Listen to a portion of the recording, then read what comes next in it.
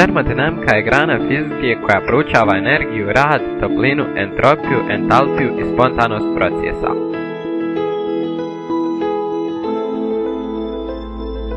Entalpija je funkcija stanja nekog sistema, a njezin prirast odgovara vezanoj ili oslobođenoj toplini u procesu koji se odvija uz konstantan pritisak.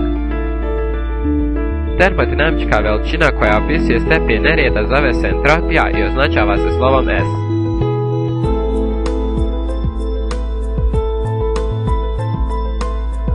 Unutrašnja energija može se promijeniti dovođenjem ili odvođenjem toplote sistemu. Unutrašnja energija može se promijeniti i radom. Sredinom 19. stoljeća naučnik Joule je izmjerio koliki rad treba izvršiti da se 1 kg vode zagrije za 1 stepen. Taj rad iznosi 4189 džula i nazvan je mehanički ekvivalent toplote.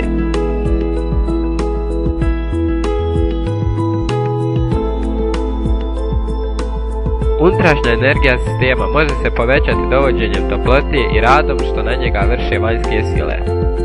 Delta U jednako je Q plus AV. Ali sistem može da vrši rad na savlađivanju vanjskih sila. Q jednako je delta U plus A.